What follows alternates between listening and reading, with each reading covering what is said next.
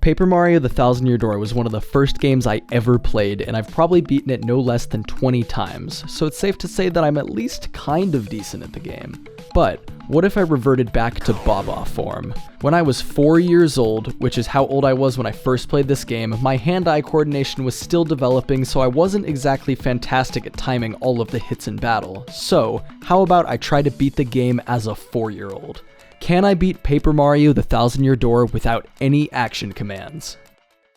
First things first, as always, let's define the exact rules for this challenge. An action command is any timed button that you press during battle to perform an attack, guard, or special move. So that means with any move I use in battle, all I can do is select and target and then watch what plays out after. For Mario's jump, that means that he will bounce off the enemy once instead of twice, and for his hammer, he will hit the enemy for half of the normal hammer damage. All of the partner's attacks behave differently without action commands, so we'll address those as we unlock them.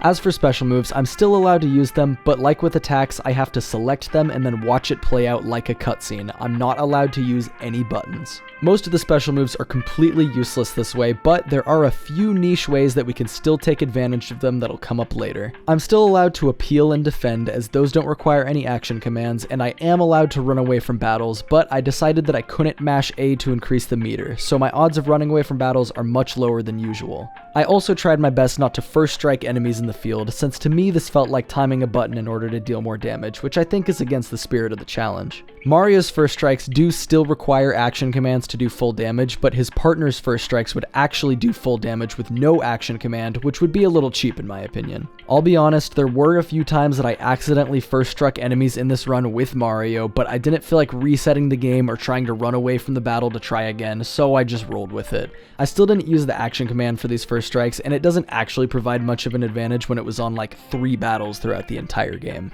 There's no restrictions when it comes to items, since none of them require any action commands to use. Damaging items are incredibly useful in this challenge, as especially early on I have no other good methods of damaging groups of enemies. Healing items are also our only way of recovering since special moves are nerfed, but I did my best to use as few of them as possible to make the fights more interesting. There's no restriction for badges either, but it is worth pointing out that a decent number of badges are totally useless in this challenge. For example, the simplifier and unsimplifier badges that make action commands easier or harder. We can't actually do anything with those because they only affect action commands. That should be pretty much all the rules we need to get going. If there's any more details, and don't worry, there will be, I'll bring them up along the way. Let's get this thing started because this is going to be a long challenge.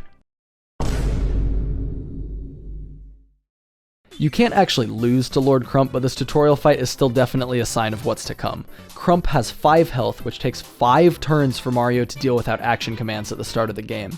This means that Crump gets 4 attacks of his own, so we already went down to almost half health on the tutorial boss. This is gonna be a fun one, guys. After that, our first partner, Goombella, joins our party. Goombella's head bonk ability works exactly the same as Mario's jump. It only hits once instead of twice, which deals 1 damage this early in the game.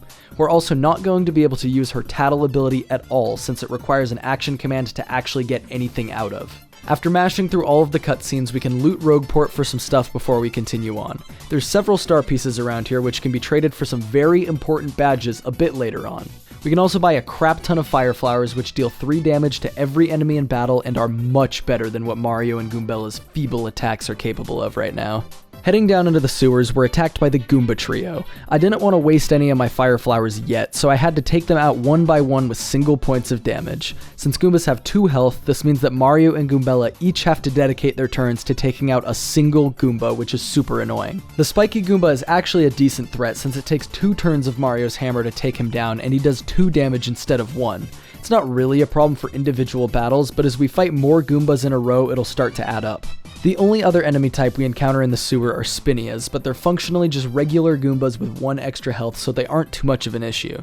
Once we take the magical map to the Thousand Year Door, we unlock the Sweet Treat special move, which is normally an absolutely amazing healing ability for early game, but without action commands, it looks more like this.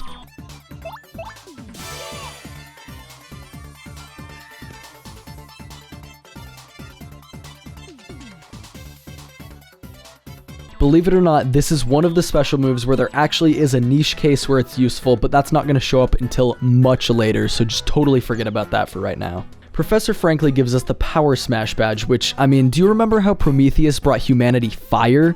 Power Smash is a move that costs 2 FP to use that makes the hammer deal 2 extra damage, and luckily for us that still applies without the action command. Being able to do 3 damage with Mario instead of 1 is such a massive upgrade for this early in the game. With Mario's new ability to smash powerfully, we can take on the last obstacle before Chapter 1 and also the first real boss in the game, the Big Blooper. Big Blooper only has 12 health, but he can't be attacked until you take his tentacles out. I'm sure it's doable without items, but the game throws a free Fire Flower at us anyways, so I mean we might as well cook Big Bro up. The Fire Flower hits the tentacles and the Blooper himself for 3, which takes the tentacles out and stuns the Blooper for 2 turns. If Mario uses Power Smash on each of the next turns and Goombella uses her normal attack, we can take out the Blooper without taking a single point of damage. After that, we can head into the first chapter.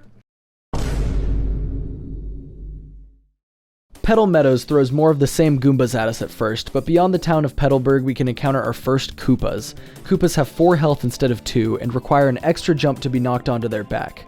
Since we can only do single jumps without the action command, this means that it takes us 5 actions to kill a single Koopa unless we use Power Smasher items, which is super annoying. When they're on their backs, they take 2 turns to get back up, and they can't attack, so we can disable them, take out the other Goombas, and then finish the Koopa off to take as little damage as possible. Inside the first fortress are these 2 Baldcluffs, which are not only the most based enemy designs of all time, but also a lot tougher than the rest of the early game enemies. They have 2 defense and 2 HP, which means that Power Smash is the only attack we can use to damage them.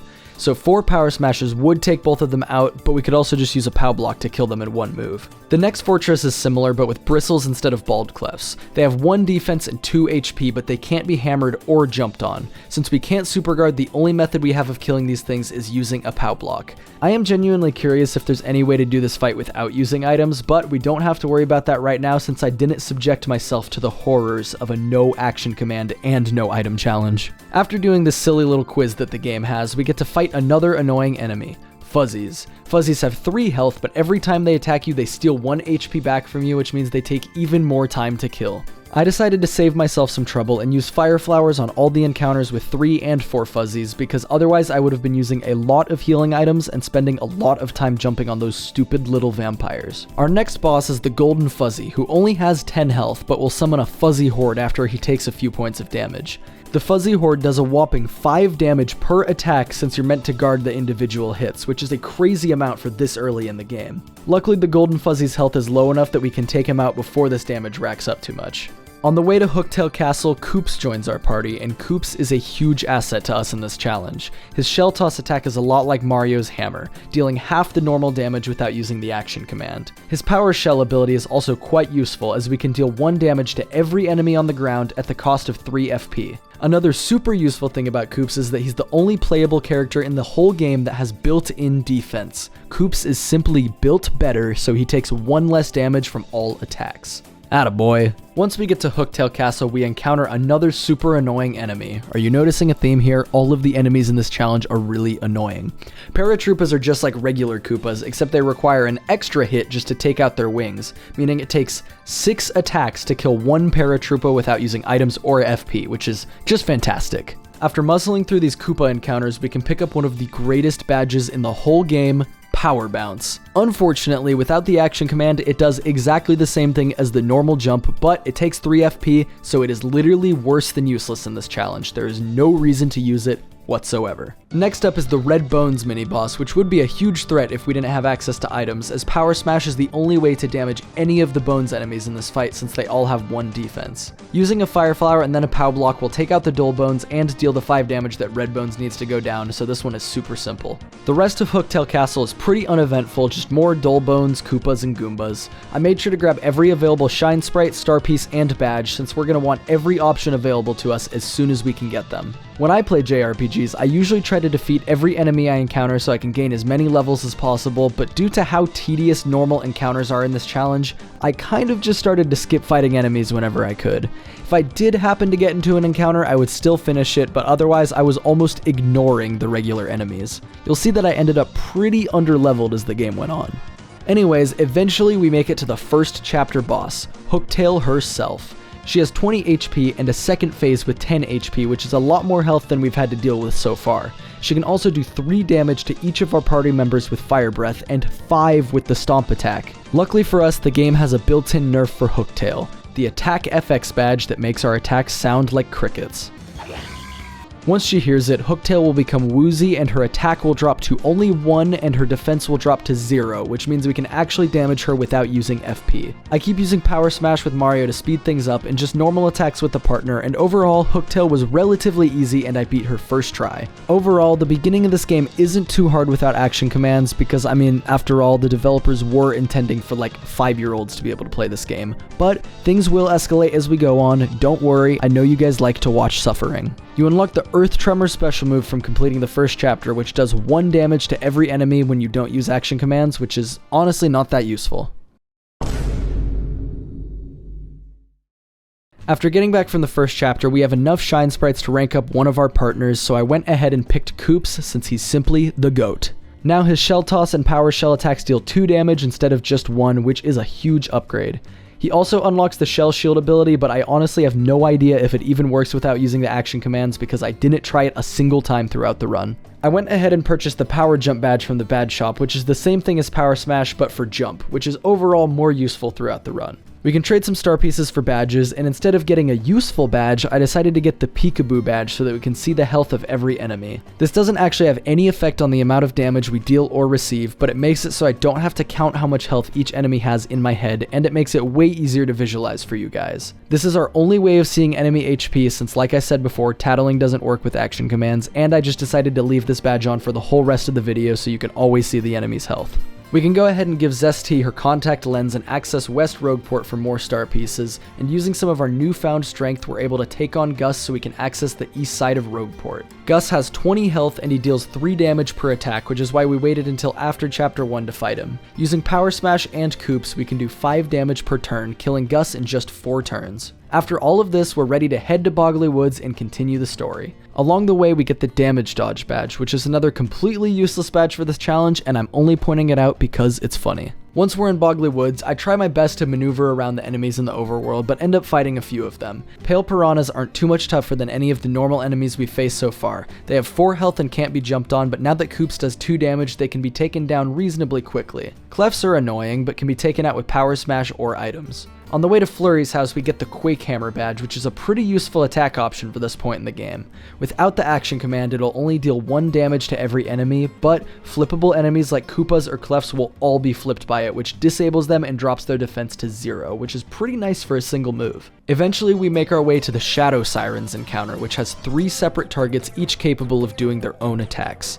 Vivian has 10 HP and can deal up to 1 damage to each character, Marilyn has 12 HP and can deal up to 2 damage to each character, and Beldum has 9 HP and can also deal up to 2 damage each. I decided to use a Fire Flower with Mario and Power Shell with Koops, which does 5 damage to each of them. They hit my party with the full fuck 10 damage, but with another Fire Flower and Power Shell, I can defeat Vivian and Beldum. After that, Marilyn tries to charge up her next attack, but in her hubris gets taken out by 1 more hit. I honestly forgot how much damage some of these bosses can do, even early on, since they have such little health and I usually take them out before it's an issue. This is only going to get worse as bosses continue to get more survivability and do even more damage later on.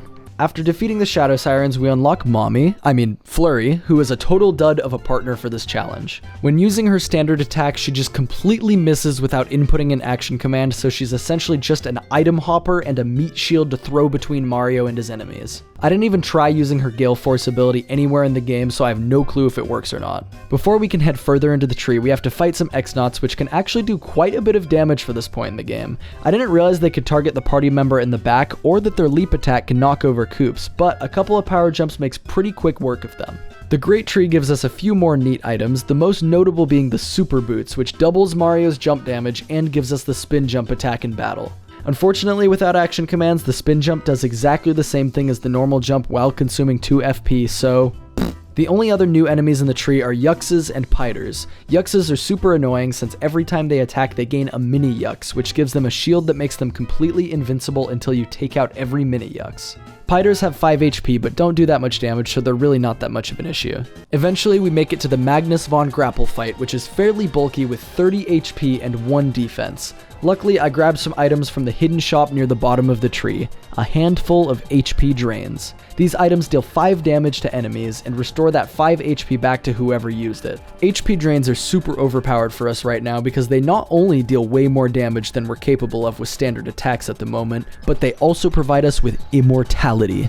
At the beginning of the fight, Magnus only hits us for 2 damage per turn, which is less than some of the standard enemies from this chapter, but this is misleading at first. After he loses some health, Magnus will launch his fists and they become separate enemies. These fists each do 4 damage with their attacks, which is a lot. Fortunately, there's a hidden Thunder Rage that we grabbed in the tree earlier, so we can use this to deal 5 damage to every target, killing the fists off before they can hurt us. After that, I just used a couple more HP drains and delivered the final blow. Beating this chapter unlocks the Clock Out special move, which will immobilize Mario and his partner since the bomb spawns on your characters every time and we can't throw it to the enemy without pressing buttons. Not exactly very helpful. I always forget how long this chapter is. Like, most chapters in the game I can usually zoom through in an hour, maybe an hour and a half, but this chapter takes almost 3 hours to complete. But, I mean, I guess I can forgive this chapter since it is peak Paper Mario. But let's see if it's peak challenge with no action commands. Before heading off to Glitzville, we can grab several more star pieces with our spin jump in the overworld and then go ahead and trade those for a Power Plus, which costs 6 badge points to use, but increases Mario's attack power by 1, which is obviously useful. I had enough Shine Sprites to upgrade Goombella, so now she can also do 2 damage instead of 1. This guy right here that vaguely looks like the Pringles man can sell us one of the best badges in the game, but we have to go 2 areas away to reload his inventory until it shows up. And there it is, Jumpman. This badge costs a whopping 180 coins, but it's basically another Power Plus for Mario that only costs 2 BP in exchange for disabling his hammer attack. I'd say a solid 80% of enemies in this game are able to be jumped on, so this trade-off is well worth it to save badge points. Once we're actually in Glitzville, there's a Power Plus P badge that we can get on the roof of this house, which is another attack increase, but this time for our partners. This stage in the game really did give me a massive strength upgrade, but unfortunately I can't fully leverage it yet because I just don't have that many badge points. My strategy of avoiding as many normal enemy encounters as possible isn't going to work for this chapter since there are precisely 0 optional fights in all of Glitzville. We have to fight our way through 20 ranks up to the champion, with each fight getting harder as we go. There's another mechanic this game has that makes all of these battles a little more complicated: Grubba's fight conditions. For every fight in the Glitz Pit, Grubba will randomly give you an objective that you have to fulfill while also winning the fight, and here's a list of all the possible conditions he can give. There's a few really bad ones, and there's some that are pretty easy, so I'll point those out as they come up. You're able to heal, adjust your badge setup, and choose your partner before you start each fight, so this becomes a game of purely strategizing and planning ahead to adhere to the fight condition and take out the enemies as efficiently as possible. So, let's get started. The Goomba Squad is simply 5 normal Goombas, and this fight is predetermined to give you the appeal to the crowd at least once condition. All I have to do is appeal with Mario and then Power Shell with Koops, and they all go down on the first turn. For the KP Koopas, Grubba gave me the take damage at least 3 times condition, which is super annoying in a regular playthrough since I have to refrain from killing them too fast, but in this challenge it's not a problem at all since I can't block them anyways and I can't really kill them that fast. I took them out one by one with jumps from Mario and Goombella as they smacked me around just a little bit. Simple. I got Don't Use a Special Move for the Pokey Triplets, which is great news for me because all of my special moves are literally trash. I could have used an Earthquake item to take all of them out since I bought a bunch of them from the Glitzville shop to help with these fights, and they do a massive 5 damage to every enemy, but I wanted to save these for later fights, so I just used Power Shell with Koops twice, tanking the damage from all the Pokies in between. On the 3 Dull Bones, all I had to do was appeal with Mario to satisfy the condition and then Power Shell with Koops to kill all of the bones. Next up was Spike Storm, which is 1 Lakitu and 2 Spinies. Once again, I got the appeal once condition, so for the first turn I power jumped the Lakitu, taking him down to 1 health, and then I appealed with Koops. After that, I had to stall a turn while waiting for the Lakitu to not shield himself from being jumped on, and for the Spinies to not hide away and become invincible in their shells. After that, I used the Quake Hammer to hit each Spiny for 1 damage and flip them over, and I would have Power Shelled them to finish them off, but I forgot to heal my FP after the last fight, so I had to use a Honey Syrup and repeat the Quake Hammer. Finally, I took out the Lakitu and this fight was over. The handed overs are actually one of the harder fights in the Glitz Pit, at least in my opinion. I got defeat your opponents in 5 turns or less as my fight condition, which is super easy because I basically have to kill these guys in 2 turns or I will automatically lose. When a bandit attacks you, unless you guard it, it has a very high chance of stealing a coin or an item from you. On the next turn, if it isn't defeated, it will run away with your item. This is a problem not just because it belongs to me, damn it, but also because you can't rank up in the pit unless you defeat all 4 of the bandits. This is a fantastic time to use one of the earthquakes I bought, since the 5 damage is enough to kill the 2 regular bandits and leave the big bandits with 3 HP each. I actually got really lucky and neither of them managed to steal anything from me even though I didn't block the attack, but I was still prepared to take them out on turn 2 and I could do just that with a jump and a shell toss. The Mind Bogglers are just a few enemies from the last chapter and the fight condition I got was, annoyingly, don't use your jump.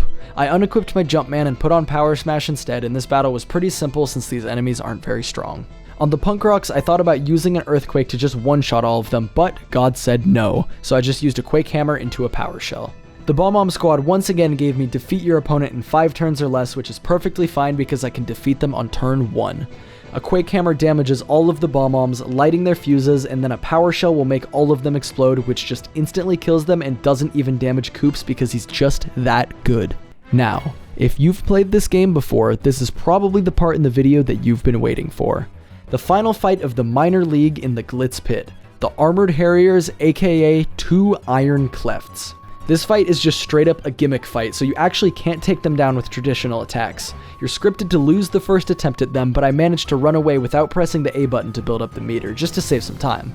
After that, we unlocked the Yoshi partner, who I decided to name Feeble, since he's weak and feeble without being able to use action commands. When you don't press the R button at all during his attack, he will ground pound the enemy a single time, which deals 1 damage, not counting Power Plus badges. Something to note is that it will always do 1 damage even if you rank him up because his rank up adds additional pounds and not additional damage.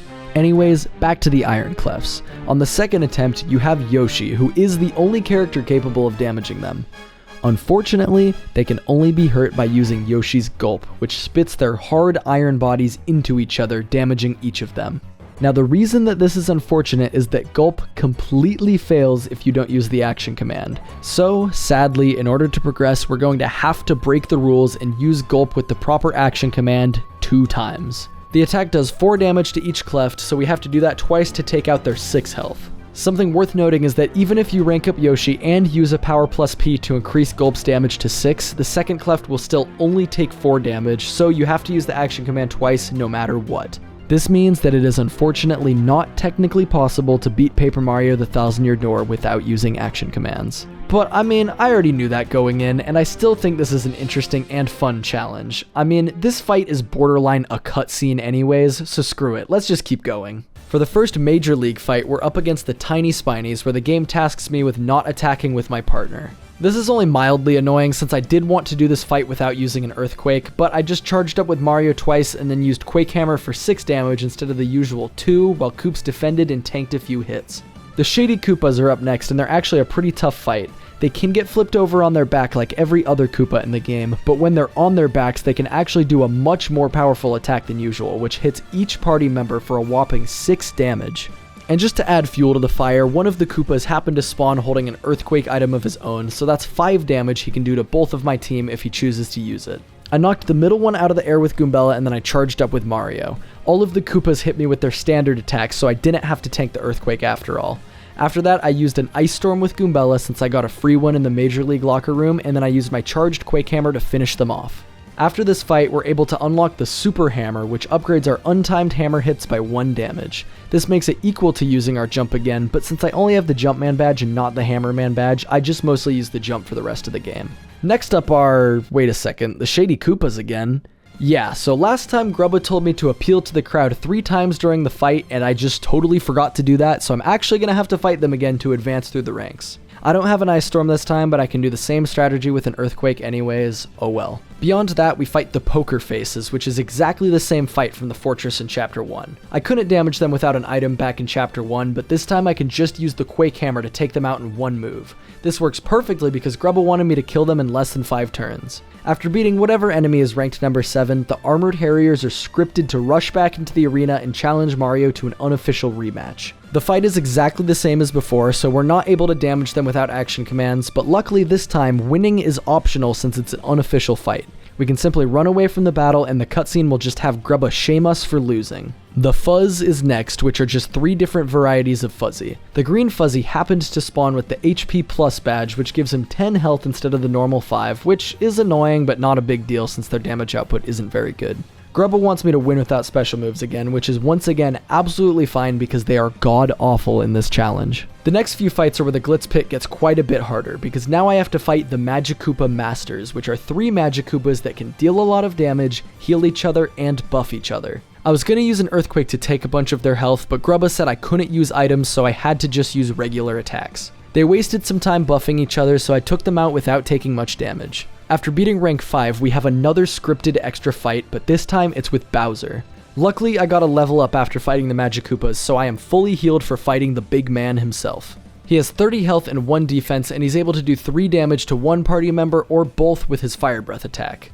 When he uses his Stomp move, he can disable your partner's attacks or Mario's Jump or Hammer, which can be annoying if you're unlucky. Whenever he disables Goombella's attack, she has to burn a turn by appealing, or you could use an item if you wanted to. I kept charging with Mario to store up for a big attack, which now that I think about it is actually really inefficient because you can either do 2 extra damage per charge, which costs 1 FP, or you could just do 2 damage per jump attack every turn for free, which makes a lot more sense to do. Goombella started to run very low on health, so I switched her into Flurry to soak up some more damage while Mario attacked Bowser, and then I switched again to Koops so that Mario and Koops could keep damaging Bowser and finish him off. Since I wanted to conserve my items, our damage output is actually pretty low, so Bowser managed to wear me down quite a bit, but it wasn't really a problem overall. Rank 4 has me fight Hamma, Bama, and Flare, which is a Hammer Bro, Fire Bro, and Boomerang Bro. Grubba gives me the condition, let your enemy damage you 5 times, which is probably the worst one to get since I don't have a lot of health and these guys do a shit ton of damage. So here's how I should have played this fight. I should have tanked the first turn of damage from them, then used an Earthquake followed by a Power Plus Quake Hammer to deal 7 damage to each of them. I literally already forgot what exactly was going through my head in this moment, but I instead charged with Mario for 2 turns in a row? Maybe I miscounted and thought that 2 charges and a Quake Hammer would have been enough to kill them? Like I said, I don't really remember, but I got unlucky with targeting, so they took out Mario on the second turn and popped the Life Shroom I've been carrying since Chapter 1. I thought about resetting to save my Life Shroom for a more important fight, but honestly, I don't need a stupid crutch like a Life Shroom, so I just let it go. Unfortunately, dying and getting revived made me lose the power I charged up, so I had to charge again. I had the Power Rush badge equipped for Mario, which raises his damage by 2 when he's in danger, so my Quake Hammer does 6 to all the bros after just 1 charge. I was going to finish them off with Koops since they had 1 health left, and his 2 damage with Power Shell can get through their 1 defense no problem. So I just let the action command fail and... wait, what? Yeah, so I kind of forgot that I equipped the P down D up P badge, which raises the partner's defense by 1 and lowers their attack by 1. I did this because I wasn't planning on attacking with the partner at all and was just going to charge, I guess, but yeah. I ended up losing the fight the first time, but the second time I went back and used Charged Quake Hammer and Power Shell to kill them in 2 turns. This was probably my biggest blunder in the whole Glitz Pit because I just straight up underestimated how much damage these guys can do. Moving on, our next fight is against Crawdaddy. Yes, that is the name the game gives him, I did not make that up. Dark Craws are similar to Gus, the mini-boss that I fought earlier but with double the attack power. Grubba gives me the 5 turns or less condition again, which still doesn't matter because with Koops and some power smashes I can kill him before he does too much damage. The next battle is against 2 red Chain Chomps and the fight condition is to win before taking 20 HP of damage. Mario only has 20 HP, so I think we're going to have some bigger problems if I take 20 damage. I smacked the Chomps with a Quake Hammer, which dropped a bucket on Koops, making him dizzy. Which, I mean, that doesn't really matter because I was just going to use an Earthquake anyways.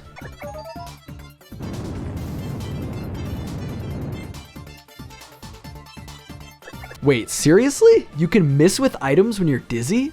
I've put hundreds and hundreds of hours into this game and I still managed to learn something new about it. The Chomps get to hit me for a big old 10 damage and then I can burn another Earthquake item to finish them off. The final fight before the champion is the Koopinator, which is a Dark Koopa Troll.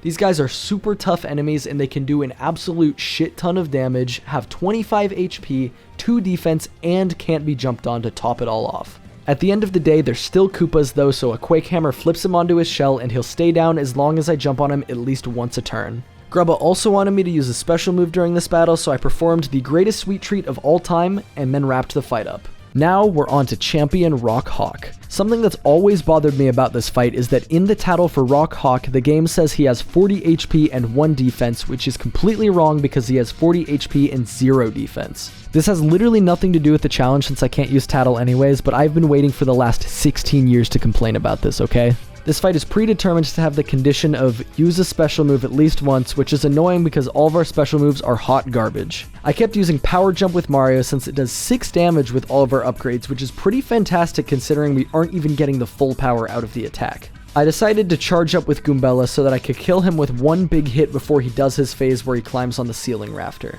But I ended up losing count, so I just smacked him with Goombella prematurely, leaving him at 6 health. He hopped onto the rafter and holy wow, I forgot how much damage this attack does. Flurry is the only party member capable of hitting him off the ceiling, but she's useless in this challenge, so I have to use an earthquake item to knock him down for 5 damage. This left him with 1 health, so it was the perfect time to use the special move that Grubba wanted me to, and I finished him off with a solid 0.3 on the Richter scale. Speaking of Grubba, we all knew he was up to no good this whole time, right? Well, finally time to bring him to justice. Except, this is one of the biggest mistakes I made in the entire run. I triggered the Grubba sequence and then I saved my game.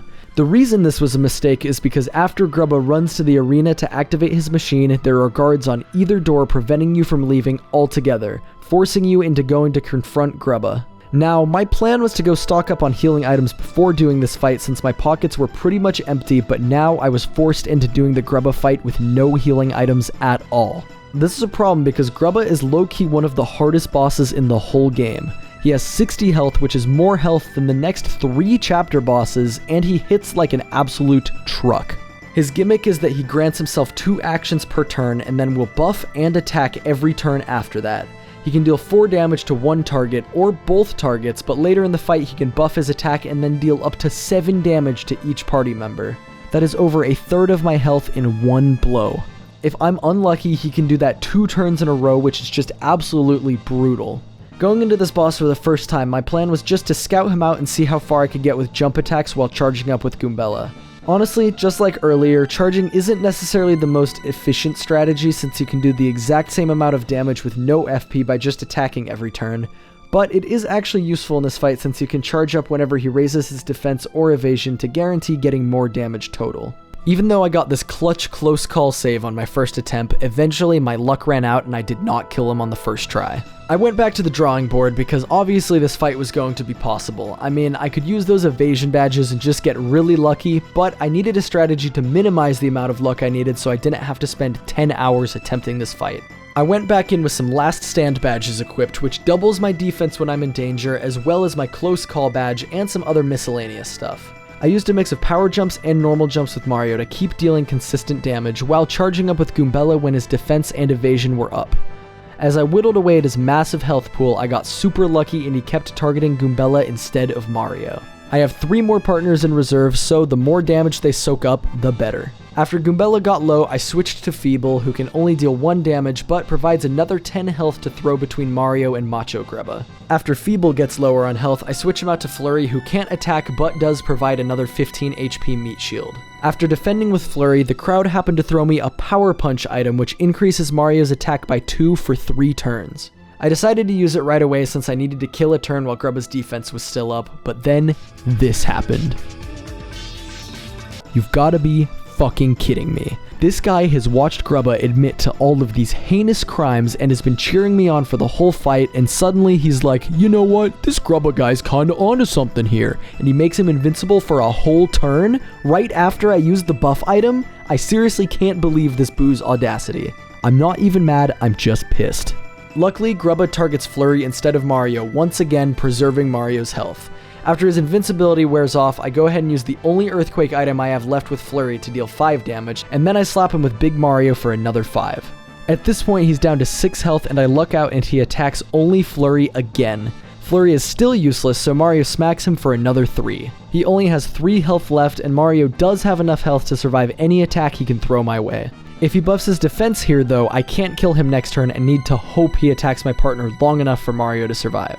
Fortunately, he buffs his attack instead of his defense and then hits Mario and Flurry for a huge 7 damage. Mario, with just 1 HP remaining, is able to land the final hit on Macho Grubba, finishing off Chapter 3. Once Grubba's down, we unlock the Power Lift special move, which is one of my favorites in a normal playthrough, but absolutely dog-ass useless without pressing any buttons. Chapter 3 was a huge increase in difficulty for this challenge, since the developers probably assumed that whoever's playing this game would start to figure out how to actually time inputs by the time they've sunk 5 hours into the game. We did technically break the rules of the challenge in order to make it past the midpoint of this chapter, but I still overall consider this a legit challenge run since you consistently have to do those same action commands to pass and it's not up to any interpretation. Chapter 3 is both the longest chapter in the game and has the most fights that are actually relevant to talk about, so we'll breeze through the next several chapters compared to this one.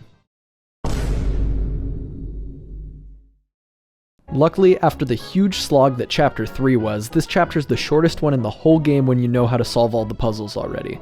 Before moving over to Twilight Town, I grabbed a second Power Plus P with 15 more star pieces, which I don't really have enough BP to stack with my other Power Pluses yet, but I'm sure we'll make use of it later. I wasn't too worried about it, but it is worth noting that there is a point in Chapter 4 where you're blocked from going back to Rogueport until you clear the chapter, so it's important that you get everything you need before heading off. Once in Twilight Town, you can proceed through the story as normal and gain access to the Twilight Town shop. This shop has Thunder Rages for 20 coins, which are an amazing damaging item. They're like an earthquake, but for every enemy instead of just the ones on the ground. I would say that these Hyper Goombas are probably pretty tough enemies for this challenge. I mean, they have 8 health and can hit for 8 damage each with a charge. But I just avoided them every single time I walked past them because they are small-minded. Avoiding this crazy daisy is pretty hard though, so I did get into the encounter and... Amazy Daisies have 20 health, 1 defense, and a massive 20 attack power. They give you like 60 star points, but they usually run away before doing anything else. There's no way for me to do 20 damage to it in 1 turn, so it will either run away or insta-kill me, so I just decided to run away from this fight altogether. With some careful maneuvering, I skipped all of the other enemies on the Twilight Trail and made it to Creepy Steeple. I opted to fight the hidden Atomic Boo boss because it seemed like it'd be fun for this challenge, and I was pretty intimidated by it because it has a really high attack stat and can immobilize you with one of its attacks. If you get immobilized during this fight, it's pretty much an instant loss. He has 40 health and can do upwards of 10 damage per turn. I didn't do anything fancy with my badge setup, I just made sure to bring power jump and some attack increasing badges, and we just kept trading hits back and forth at first. He did hit me with the scare attack that can immobilize you, but it only affected Goombella, leaving Mario effectively alone with 2 health and the Boo with 7. My power jump can only do 6, so I am gonna need a close call dodge to pop here and avoid him so I can survive and finish him off. Or he could just not attack me, I guess that works too. Afterwards, I avoided the rest of the battles in the steeple, naturally, and made my way up to the first Dupless encounter. This isn't even his final form, so he has 40 HP and can only do 4 damage per turn, which is way weaker than the boss that we just fought. Using the same pretty standard badge loadout that I used against the Atomic Boo, I can knock his health down before he can get rid of mine, and that's that. After the fight, I'm left as just Mario since Dupless steals Mario's identity, and all of the partners are just like, okay, yeah, that seems legit, this is just like the Mario that we know. Sure thing then. Taking on any enemy with Mario alone in a no action command challenge is a pretty terrible idea, so I just avoided all of the enemies that I could and lucked out enough to run away from the daisy that I once again couldn't avoid. Back in Twilight Town, I unlock Vivian, who is actually the greatest partner in this whole run. Yet another new thing I learned about this game is that Vivian's attack will do the exact same amount of damage whether you hit the action command or not, but it will only burn if you use the action command. The burn effect really isn't that important, so Vivian is essentially full power without action commands, which means she can do 3 damage before even factoring in power pluses. I completely skipped all of the Buzzy Beetle fights at the bottom of the well, and then I grabbed the required story items and another power plus for Mario in this room right here. On the way back to Twilight Town, I accidentally encountered 2 daisies, and they were easy enough battles, so I just killed them so that my poor, disheveled, underleveled Mario could get some experience. After revealing Dupless's name, I headed back to the steeple one last time to finish the chapter off. Round 2 with Dupless has him fight alongside your previous partners while he fights as Mario the entire time. He can still only deal 4 damage though, and your partners have the exact same amount of health, attack, and moves that they did when they were with you. For the first couple turns of this fight, Mario fights alone because Vivian gets pissed off at him for a minute. I hit Dupless with a power jump for 6 damage and then he hits me back for 4. Goombella can apparently hit you for 6 damage with multi-bonk, so I'm already down half my health on the first turn. With Mario's second turn, I decided to use a Thunder Rage, thinking that I would need to take out Goombella since she's apparently a powerhouse. After that, I get hit down to 4 HP, which, yikes. Vivian does return to help me out, however, and I chuck another Thunder Rage at them, dropping Dupless to 24 and Goombella to 10. I decided to take my chances and just hope that Mario would survive to the next round, since I could deal 2 extra damage with Power Rush from being in danger. Luckily for me, both my enemies attacked Vivian and I lived to see another day. I hit Dupless one more time with a Power Rush Power Jump, and then healed Mario back up with a Super Shroom to make sure he lives to see the next turn. After that, I can use Vivian and Mario to deal the last 7 health to Dupless, winning the battle. The special move we unlock from this chapter is called Art Attack, and would you believe it, it's another useless move. Noticing a theme here? Chapter 5 is another chapter that we need to make sure we're prepped for, because once we sail off from Rogueport, we can't make it back until we finish the entire chapter. There isn't too much more available to me right now, so I made sure to rank up Vivian and then I set off for Keelhaul Key. After shipwrecking on the island, you can walk up to the top of this area and find this little guy right here. He's adorable, his name is Wacka, and we're gonna kill him. I always avoid attacking this guy when I play the game normally because, I mean, how could you harm this little guy? But, unfortunately for Wacka, hitting him drops one of the strongest healing items that's easy to obtain, the Wacka Bump. It heals 25 HP and 25 FP, which is absolutely amazing considering that it's free. Also, a little fun fact about this game, if you hit Wacka 8 times, he will literally fucking die and not come back after that. Ever. This game is messed up. I got a few Wacka Bumps from him, but I didn't have the heart to kill him, so I just let him be after that. In the pirate camp, you get attacked by 3 embers, which can't be jumped on due to the fact that they're literally fire, but it's nothing that a Thunder Rage and Koops can't handle. Past that, I once again stuck to my ultimate strategy for dealing with normal enemies: pacifism. There's a few more embers I have to kill to save Bobbery, which are exactly the same fight as before. I was excited to get Bobbery because I wanted another partner capable of dealing more than 1 damage, but apparently when you don't press A with Bobbery, this happens. It's pretty cool that I kept learning new things about this game I've played so many times before, but it is unfortunate that all of them are detrimental to this challenge. Moving on to Pirate's Grotto, I continued to avoid every optional battle, which is all of them except for the Bullet Bill Blasters. Due to the rules of the challenge, I didn't want to first strike the Bullet Bills, so I was forced to tank a couple of first strikes from them just to make it over to the Blasters. The Blasters themselves aren't too much of an issue, they do have high defense, but nothing that a little bit of power jump action can't handle. There's another set of Bill Blasters later in the grotto, which are exactly the same as the first one. Other than that, I totally avoided everything else in here and continued to descend into underleveled hell. The Chapter 5 boss, Cortez, is a lot tougher than the Chapter 4 boss. He has 3 phases with 20 health each, 1 defense, and has a lot of different attacks that can do quite a bit of damage. He also has a heal on the 3rd phase, so he effectively has around 70 health. Using Power Jump and Vivian's Shade Fist, I took out the first phase in 3 turns and he only dealt 5 damage to each of my characters. Phase 2 is similar, except he'll charge up for 1 turn and then use a big attack on the 2nd turn. This big attack does the same amount as if he attacked twice, so it's not a huge deal. Still though, he does knock me down to 7 HP on each character as I repeat the Power Jump and Vivian combo to take out the 2nd phase. Phase 3 though is where it gets real. He has 20 HP back as well as 4 weapons with 4 health each. His damage output with all of these weapons is absolutely massive, so I hit him with a Power Jump for 5 with Mario and then use a Thunder Rage with Vivian to deal 5 damage to all enemies. This only temporarily disables the weapons, and it was my last Thunder Rage, so I need to kill him pretty quickly. He uses his heal, then goes back up to 20 HP as I do another Power Jump and Vivian combo. Cortez knocks Vivian down to 3 HP, and then all of his weapons get back up. Being the hoochie coochie ramblin' gamblin' man that I am, I opted to attack Cortez with another combo because if I was lucky enough to survive this next round of attacks, I could kill him without using a healing item at all. With Last Stand, Mario took 2 damage from Cortez instead of 4, leaving him with 1 health, aka the perfect amount to win the battle. Winning these bosses this narrowly over and over still makes me really nervous for some of the later ones, but we're gonna keep pressing on. Beating this boss unlocks the Sweet Feast special move, which sure is a fun way to waste 5 SP in this challenge. While Cortez is technically the chapter boss, we still have to beat Lord Crump before we're able to make it back to Rogueport, so let's see if we can make that happen. This time around, Crump has 2 phases with 30 health each, and he's joined by an infinite supply of X-Nauts to help him deal extra damage. Right off the bat, I accidentally started the fight with Feeble as my partner since I was using him to run fast outside of battle. He can only do 1 damage, so I had to waste his turn changing him over to Vivian. In the first phase, the X-Nauts can deal 5 damage and Crump can deal 3, and that is still a lot because I'm underleveled and haven't upgraded my HP since Chapter 1. I pretty much stuck to the reliable Power Jump plus Vivian combo to chip away at Crump's health. I already lost a ton of health in this phase, so I healed Mario before finishing him off. After phase 1 goes down, he comes back with even more X-Nauts for phase 2, and now he deals 5 damage to each party member plus his additional 3 damage attack. Vivian gets down pretty low, so I chuck a whack-a-bump her way as well. I trade a couple more Power Jump plus Vivian combos with Crump's attacks until I'm pretty low on health.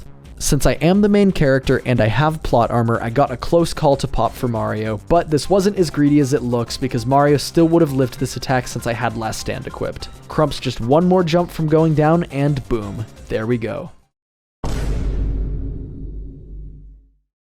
Now that we're free from Keelhaul Key's clutches, we can do a little bit of prep for the next chapter. The main new thing we have access to is a side quest for Merlin that lets us rank up our partners even more than before. I ranked up Goombella, Koops, and Vivian once again to give them all more health and 1 more attack power each, and then I went ahead and double ranked Feeble since I had enough extra shine sprites, and he felt like the right choice since he's the only other character that can actually do any damage at all.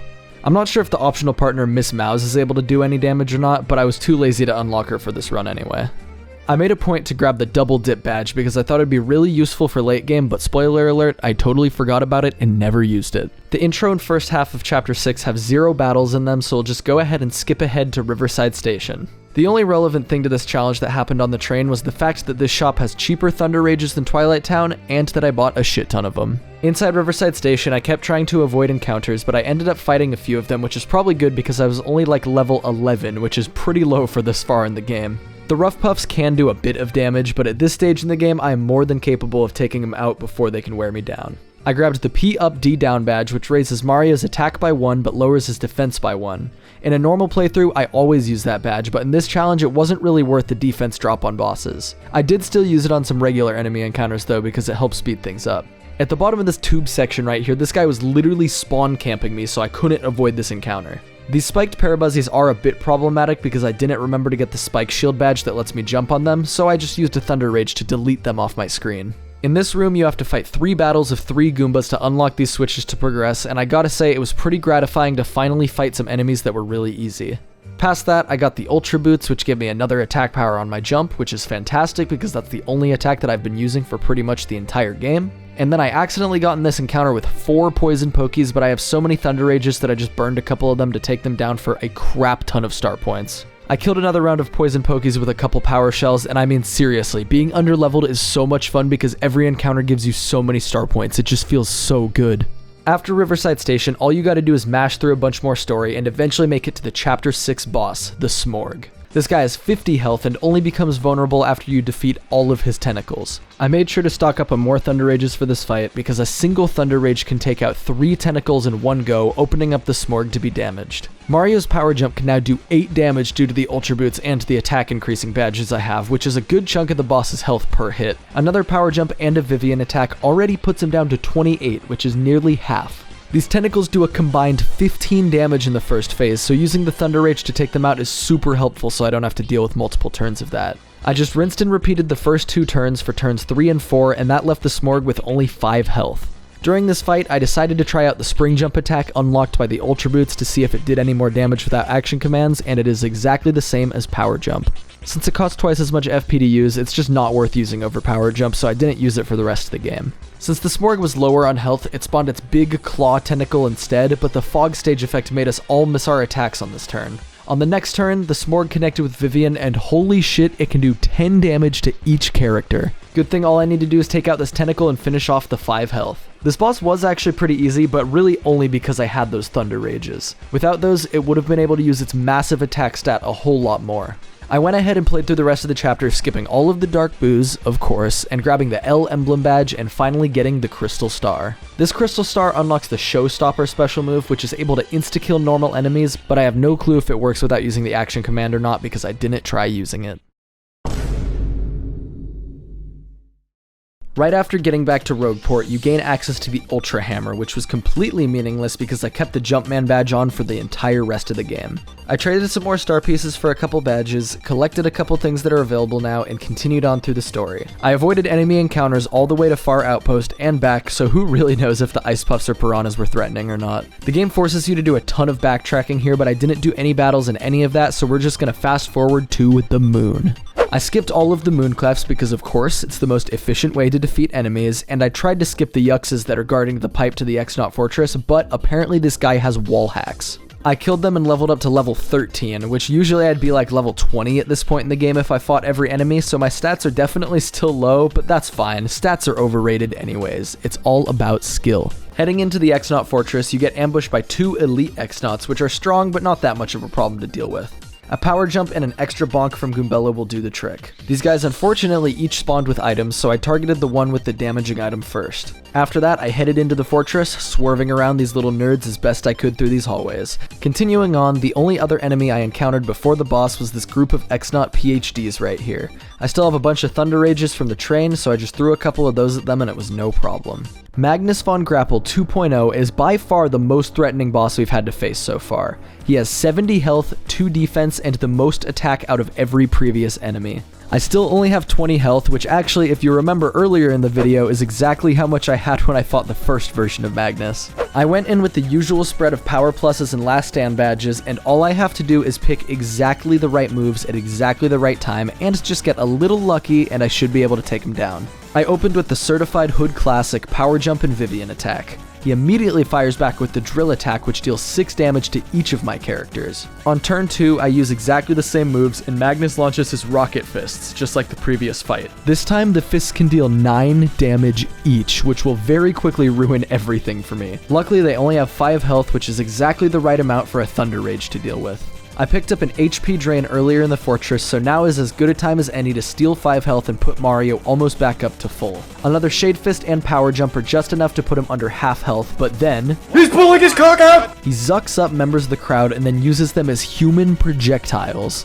This is the single most powerful attack in the game, hitting a single target for 30 damage if it's unblocked. It's spread out over 10 hits of 3 damage, so even with 2 luckies, Vivian stood no chance. Fortunately, this Boo leaps out of the audience and gives me a free turn of invincibility, which I then use to swap in my boy Koops. Koops can't actually deal much damage to the mech either, but hey, at least he's actually alive. Trading more hits with Magnus brings him down to 17, and then me down to 9 and 15 respectively. Unfortunately... He's pulling his cock out! However, he targets Koops, and since Koops has 1 defense that works against each hit of the attack, he's able to survive on just 1 HP with just a little bit of luck.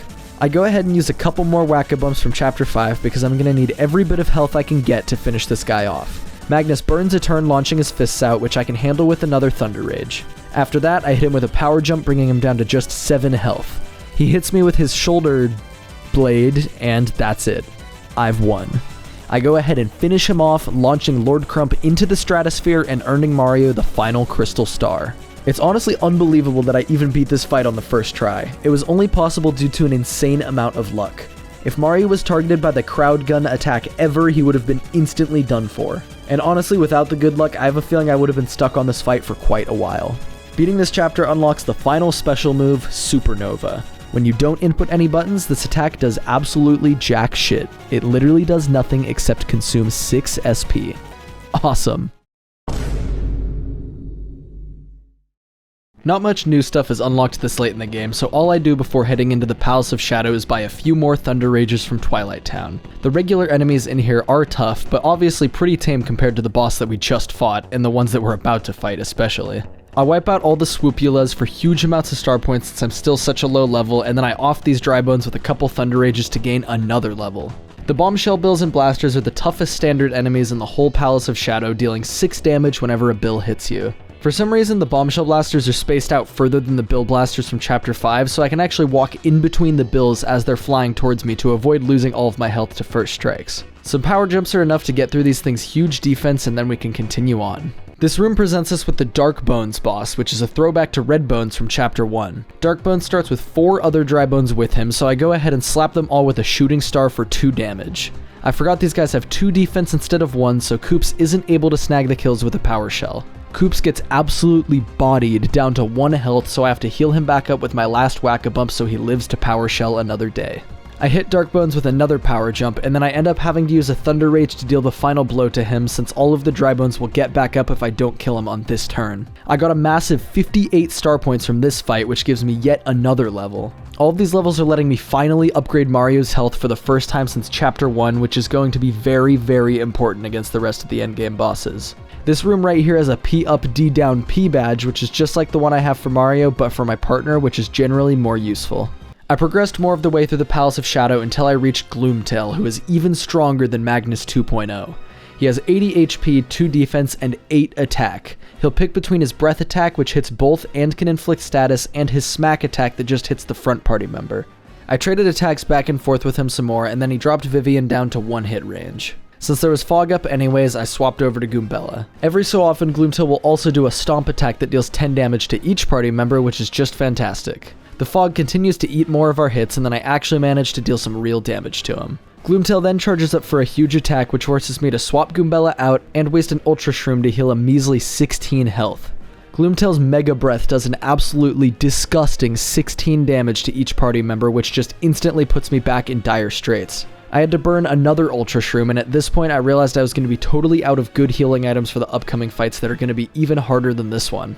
I may have been able to beat him if I used my last Ultra Shroom, but I decided to reset and find a different approach. I added the P up, D down, P badge so my partner could do 1 extra damage per hit, and then I added the Mega Rush P badge. Mega Rush P is one of the most overpowered badges in the game, and it's actually obtainable right after beating Chapter 1, but I did purposely avoid using it until now because it's just that overpowered.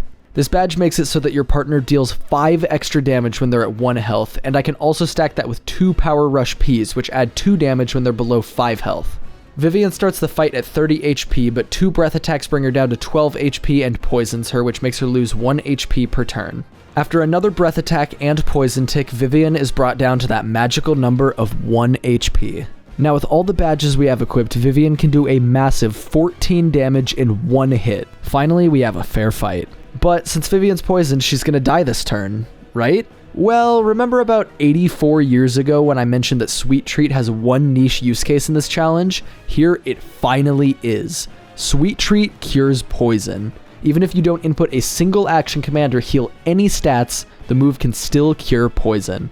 After watching the cutscene, Mario and Vivian are cured of their plague, and then with a lucky close call pop, Vivian is able to survive yet another attack. But Mario isn't, so I still lost. On another attempt, Vivian didn't get poisoned, so she only got into Power Rush range and not Mega Rush range, but she's still able to hit for 9 damage, get a clutch close call, and then hit for 9 more damage. Mario does have to use 1 Ultra Shroom here, but that's a lot better than 3. Gloomtail then charges up for his Mega Breath, which gives Vivian another chance to attack, but then it takes her out. I swap over to Goombella and get Gloomtail down to 10 HP and then down to 2. I have more than enough health to survive whatever he can throw at me, so I take 1 more Fire Breath and finally take down the stupid-ass dragon. This was easily the toughest boss so far, but I probably could have beat him first try like you saw, but I'm just a lot happier with this outcome. I grabbed the hidden Ultra Shroom and Jam and Jelly in Gloomtail's room, and then I headed back. All the way back to Rogueport, actually. I realized after Gloomtail that I would need to do a bit more prep and planning to be able to beat the rest of the bosses in the Palace of Shadow. I went ahead and gathered a few more star pieces and traded for the Quick Change badge, one of the very best badges in the whole game. It costs a huge 7 badge points to equip, but it lets you change partners without wasting a turn at all, which is insanely good. I cooked up some food with Zest Tea to combine my healing items so I had more inventory, and then I went and bought more Thunder Rages from Twilight Town. I also pulled a dried shroom out of my shop storage, and believe it or not, this thing is actually going to be very important. The final thing I did before returning to the Palace of Shadow was go to the casino and gamble my life savings away. I didn't actually gamble anything, I just exchanged the rest of my coins for Piantas so I could buy 2 more Power Rush P badges. After all that, I returned to where I left off and cleared the Riddle Tower to unlock the rest of the dungeon and the Shadow Sirens rematch. Before fighting them, however, I took my golden boy Koops and sacrificed him. Yeah, he's dead. And then after running away from the Chain Chomp, I fed Koops the dried shroom I brought with me all this way. Koops is now at 1 HP and he can take advantage of the buffs from 1 Mega Rush P and all 4 Power Rush Ps. I'm gonna need it too, because the Shadow Sirens can deal an absolutely unhinged amount of damage. 2 of them have 40 health and 1 of them has 30 health. They all do about 7 damage, with Marilyn and Beldam being able to do that to both targets. The plan here is very simple. It basically just requires a coin flip to execute. Koops can deal 17 damage to each of them with his peril buffs and a power shell, and then using quick change Mario can swap him into the party for safety. Mario can then chuck a shooting star at them, bringing the 2 higher health ones to exactly 17 HP. After that, all I need to do is cross my fingers and hope that somebody survives the onslaught so I can swap Koops back in to finish them. On my first attempt, Bobry sacrificed himself to be Mario's meat shield, but then Mario got frozen anyways and absolutely torn apart. A couple attempts later, Bobry went down again, but Mario survived and was able to bring Koops back in to finish the deed. Without using these peril strats, this fight would have been incredibly tough, since these guys can deal over 40 damage per turn under the worst conditions. The strategy that I used wasn't the most consistent, but you have to admit, it was pretty clean. There isn't too much palace left between me and the last 3 bosses now, so it's just a matter of making it there. I only fought like 1 or 2 more battles between here and Grotus, but they weren't interesting, so let's focus on Grotus. Grotus is another super difficult boss. He only has 50 health, but he always attacks both party members for 7 damage each, and he generates 2 Grotus X's per turn. Each Grotus X increases his defense by 1, and then when he has 4 of them, he is completely invincible. He starts the fight with 4 of them, of course, so I go ahead and use a Thunder Rage to take them all out. I wanted to swap in Koops, who's still at 1 HP, but if I did that, Grotus would instantly kill him. Instead, I swapped into Goombella and attacked his hand. Attacking Grotus's hand doesn't take away any of his health, but it makes his next attack into a dud. Even with 2 Grotus X's up, Koops is able to do a huge 13 damage to him. I pull Koops back to safety, and then I decide to kill 1 Grotus X with Mario's jump. This way, he only has 3 at the start of the next turn and isn't fully invincible. This lets Koops snag another 12 damage, and then another Thunder Rage takes out all of the Grotus X's and gets a free 5 damage on the big man himself. Grotus's attacks are definitely strong, but since Mario has 45 health now and I can swap between my partners freely, Grotus just can't keep up with the damage that I'm laying on him. Another Koops attack brings him down to just 7 health, and then a power jump knocks him to 3. The fog effect comes up at pretty much the worst possible time since this lowers my accuracy, stalling the fight when Mario's health is not very high. Luckily, Grotus misses another attack and I live to see another fogless turn. Mario can take out 1 Grotus X, which leaves Grotus to be finished off with a Thunder Rage. This was another first try fight and it felt so satisfying because it was all in the planning. You're not even given any room to breathe because Bowser immediately drops in and challenges you to a battle.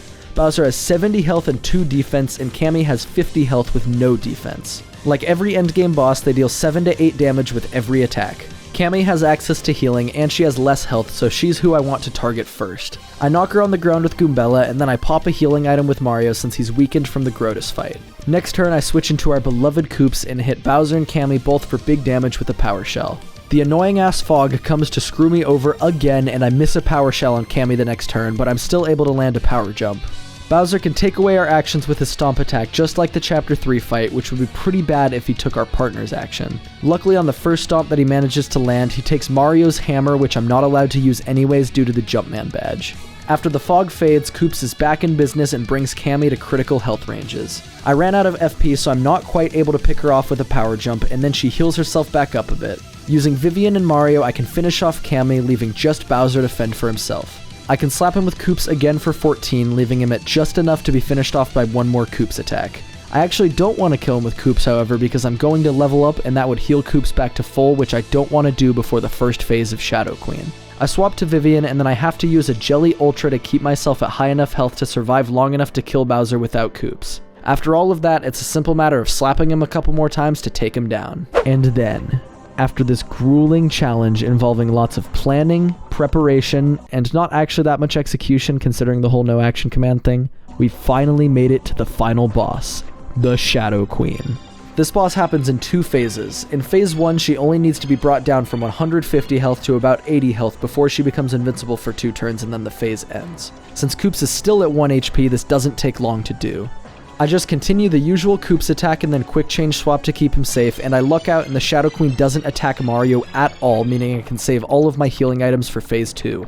Bobry goes down while serving as the meat shield, and that does consume the life shroom that I got from the Palace of Shadow, but that doesn't matter. Like I said earlier, Mario doesn't need any life shrooms to beat this challenge. Several turns of Peril Koops brings her health down low enough for her to enter the invincibility phase, and then we're brought back out of the fight for the long-ass cutscene.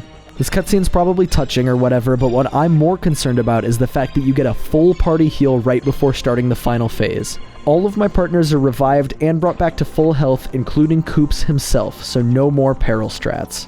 In the true and final phase, the Shadow Queen has an unreal 150 health and can deal about 20 damage every single turn without fail. Even with all of my healing items, I'm not sure if Vivian and power jump combos will do damage fast enough to take her down, especially when her hands can potentially heal 7 or even 14 health per turn. If I get unlucky and both her hands go for the healing attack, she can literally recover faster than I can damage her while also hitting me for huge damage. So, what exactly can I do here? Well, it turns out that the solution is math. Koops has 25 health and the Shadow Queen does 6 damage to him with most of her attacks since he has 1 defense.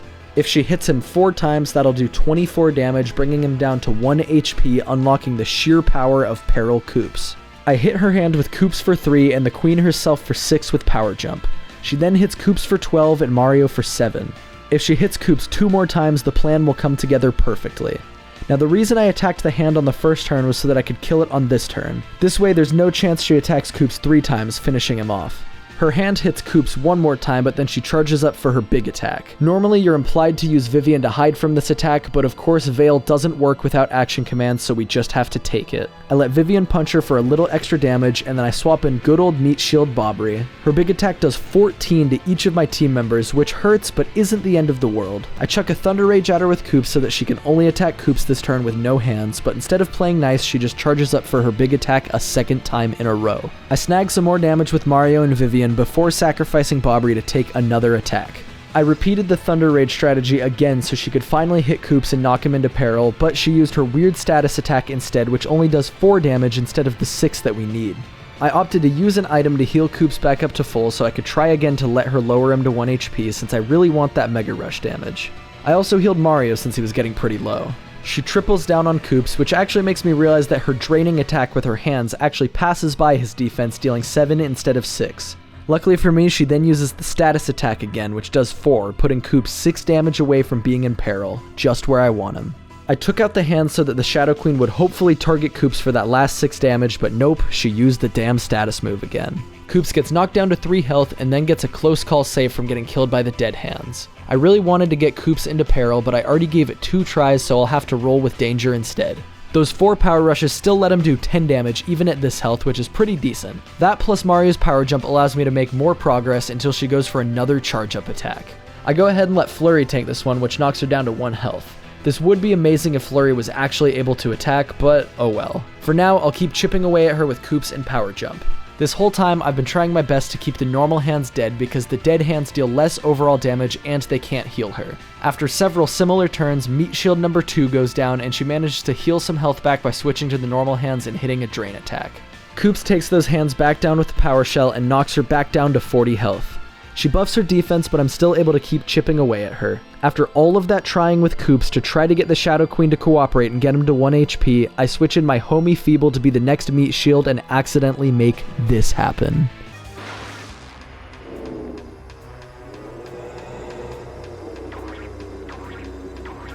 Peril Feeble may only be able to hit once with his ground pound, but this still does 3 more damage than Danger Koops. The Shadow Queen tries to charge up for a big attack 1 more time, but it's too late. Ironically, Feeble, the Yoshi named after his inability to attack properly, is the one to deliver the final blow on the Shadow Queen.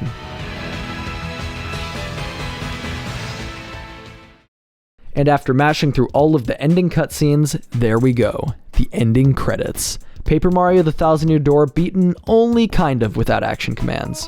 As I'm sure you remember, I did still have to use the action commands to kill the Iron Clefs in Glitzville earlier, but I am still of the opinion that this doesn't take away from the challenge anyways, so we're gonna call this one complete. So yeah, that was a long ass video. I think I covered everything though. Oh fuck. So anyways, if you made it all the way to this end screen, I'm assuming you liked the video, so please be sure to subscribe to the channel if you did. It really is genuinely the best way to help me continue to make more videos. And if this video does well, I'll make sure to make a follow-up video about the Pit of 100 trials, so make sure you have notifications on for that. Have a nice day, guys.